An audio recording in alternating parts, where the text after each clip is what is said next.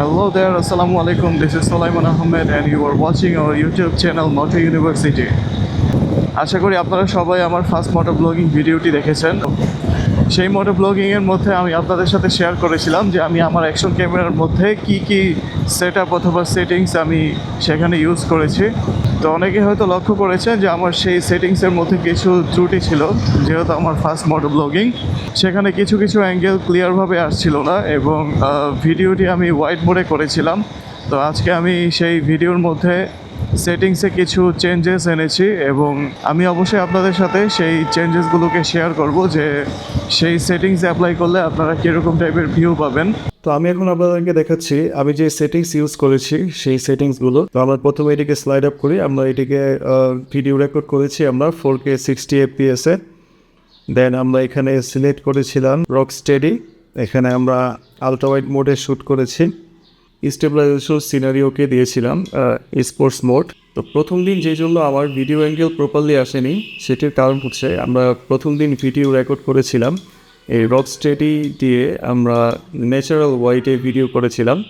এই natural ওয়াইডে video করার কারণে আমাদের ওয়াইড অ্যাঙ্গেল প্রপারলি আসেনি, আমাদের ফুল ভিউ আমরা পাইনি। তো আমরা আজকে এটিকে আলট্রা ওয়াইড মোডে দিয়ে রেকর্ড করছি। সো চলুন আমরা সরাসরি ভিডিওতে চলে যাই। সো ভাই ব্রাদার্স, আজকে আমি সকাল সকাল বের হয়ে গেলাম। আজকে আমার ডেস্টিনেশন হচ্ছে বিজয়নগরের হোটেল 71-এ। সেখানে একটি প্রোগ্রামে আজকে আমার অ্যাটেন্ড করতে হবে।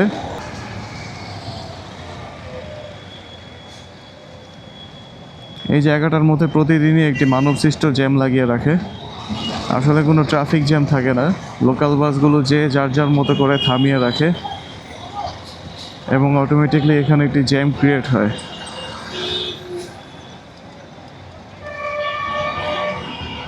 রায়েরবাগ এবং শনিরাকড়া দুইটি জায়গাতেই একই রকম অবস্থা হয়।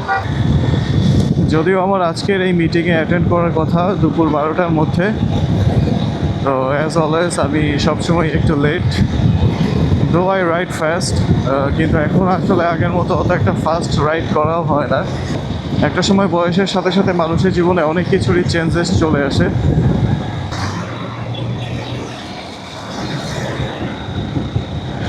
গাড়ির যে পরিমাণ কালো ধোঁয়া বের হচ্ছে, ইজিলি বোঝাই যাচ্ছে যে এগুলো কী পরিমাণ পরিবেশ দূষণ করে।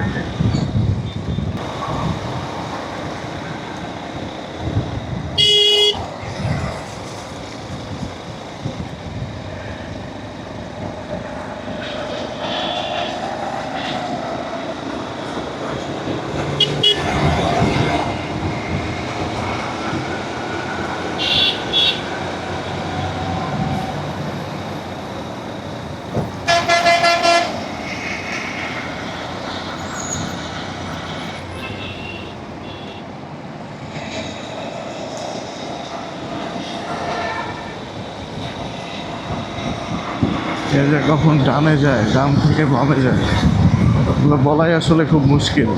দ্যাটস অ্যানাদার বিউটি NX 200 মোটরসাইকেলটি আমার কাছে ভালোই লাগে।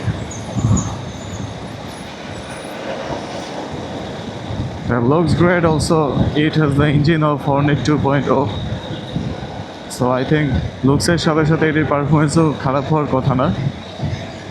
বাট অ্যাডভেঞ্চার বাইক হিসেবে একটি ফিচার্স তারা দিতেই পারতো, হয়তো লিকুইড কুল অথবা লিকুইড কুল না হলে অয়েল কুলিংয়ের একটি ফিচার তারা দিতে পারতো। এর পরিবর্তে তারা যদি এই মোটরসাইকেলটির দাম 15-20 হাজার টাকা বেশি রাখতো, আমার মনে হয় যে তাও খারাপ হতো না যদি একটি কুলিং সিস্টেম তারা এটার মধ্যে রাখতো। আজকে এই রাস্তাটা বেশ ফাঁকাই লাগছে, আমার কাছে খুবই ভালো লাগছে, কারণ এই রাস্তায় জ্যাম থাকে না এরকম মুহূর্ত আমি খুব কমই দেখেছি। মেয়র হানিফ ফ্লাইওভারের মধ্যে এই গুলিস্তান এবং জামখারপুরগামী যেই যানবাহনগুলো রয়েছে, এখানে প্রতিনিয়তই আমাদেরকে জ্যামের শিকার হতে হয়। বাট আজকে আই থিঙ্ক আমাদের ভাগ্য খুবই ভালো, এখানে কোনো যানজট আমরা দেখতে পাচ্ছি না। যেহেতু বিজয়নগর যাবো, আমরা এই দিক দিয়ে নেমে যাই।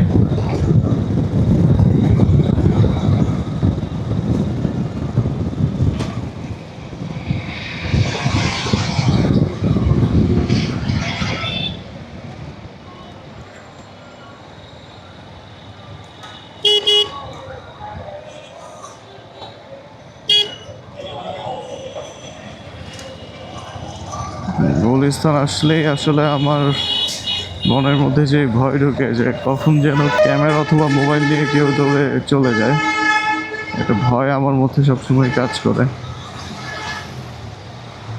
Because this is Gulistan. গুলিস্তানে সেই চিরাচরিত জ্যাম ঠেলে এখন বাইতুল মোকাররমের কাছাকাছি চলে আসলাম।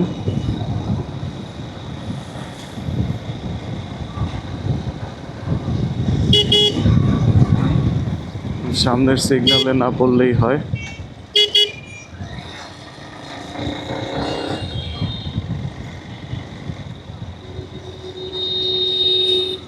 সামনের সিগন্যাল বোধহয় মাত্র শুরু হয়েছে, দেখি সিগন্যালে সিরিয়াল দিই।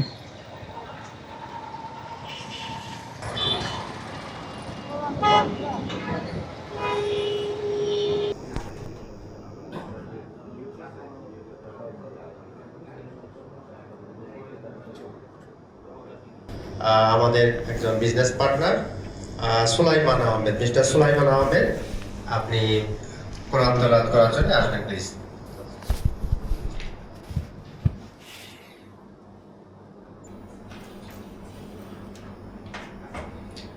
أعوذ بالله من الشيطان الرجيم صدق الله العلي العظيم السلام عليكم। অসংখ্য ধন্যবাদ মিস্টার সুলাইমান আহমেদকে।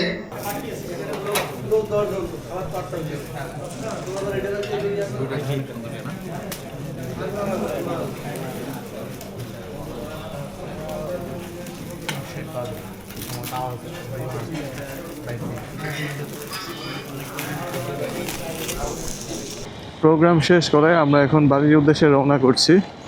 আমার হাতে খুব বেশি একটা সময় নেই, কারণ আমার এলাকাতে গিয়ে আবার তারাবি নামাজ পড়তে হবে। আমি যেহেতু খতম তারাবি পড়ছি, আমার সেখানে অ্যাটেন্ড করতে হবে অবশ্যই। তো যেভাবেই হোক 7:30টার আশেপাশে দিয়ে আমাকে পৌঁছাতে হবে। তো আমি এখন সুপার নাইট মোডে আছি। DJI Osmo Action 6-এর যেই সুপার নাইট মোডটি রয়েছে, সেই সুপার নাইট মোড অ্যাপ্লাই করেছি। তো আপনারা বুঝতেই পারছেন যে এখানে ভিডিও কোয়ালিটি কেমন আসছে। আই থিঙ্ক গুলিস্তানের এই শর্টকাটটি দিয়ে আমি প্রবেশ করতে পারবো। এখানে যেহেতু একটি বাইক ঢোকার অপশন রয়েছে, দেখি এদিক দিয়ে যাওয়া যায় কিনা।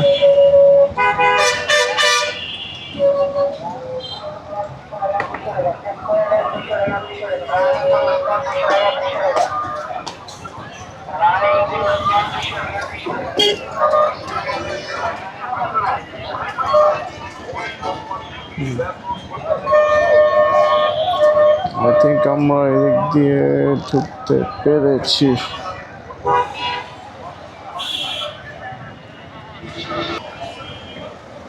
গুলিস্তানের এই জায়গাটির মধ্যেও আসলে কোনো ট্রাফিক সিগন্যাল হয় না। এই জায়গাটির মধ্যে সবই হচ্ছে আমাদের নিজেদের সৃষ্ট জ্যাম।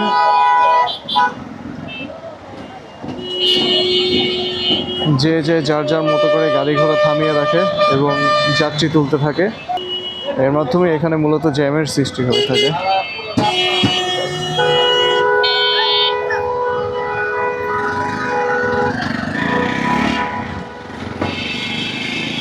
দেখুন, একটি বাস থামানোর কারণে পুরো রাস্তাটার মধ্যে এটি জ্যাম সৃষ্টি হয়ে গিয়েছে। আল্লাহ পাকই ভালো জানে যে এই সকল পরিস্থিতি থেকে আমরা কবে পরিত্রাণ পাবো। এই হচ্ছে আরেকটি জায়গা, সামনেই হচ্ছে মেয়র হানি ফ্লাইওভার। কিন্তু এই হানি ফ্লাইওভার পুরোটা ফাঁকা থাকা সত্ত্বেও এইখানে সর্বদাই এরকম জ্যাম লেগে থাকে। আপনারা দেখতে পাচ্ছেন যে লোকাল বাসের জন্য আলাদা একটি লেনও তৈরি করা হয়েছে, কিন্তু এই লেন আসলে কেউই মেনটেন করে না।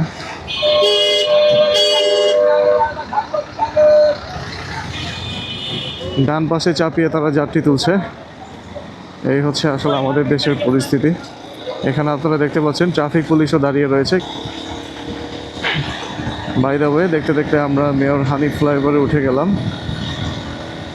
আপনারা দেখতেই পাচ্ছেন যে DJI Osmo Action 6-এর রাতের বেলার ভিউ কীরকম হয়।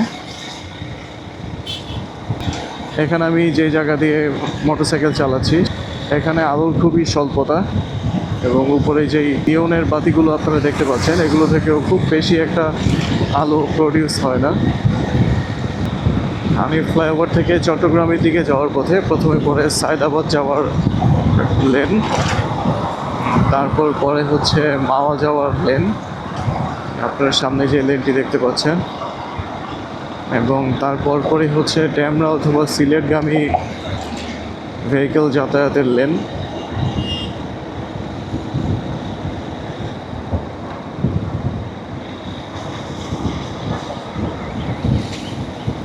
অ্যাকচুয়ালি আমার টার্গেট হচ্ছে আমি যদি একটু আগে আগে বাসায় গিয়ে একটু রেস্ট নিতে পারি, সেখানে আমি যদি 10-15-20 মিনিটও রেস্ট নিতে পারি, সেক্ষেত্রে আমার তারাবি নামাজ পড়ার জন্য এটি খুবই উপকার হবে আমার জন্য।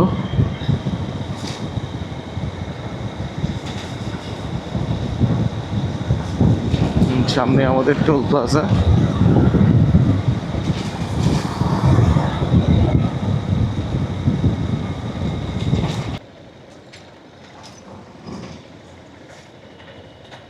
মোটরসাইকেলের লেনটি বন্ধ রয়েছে।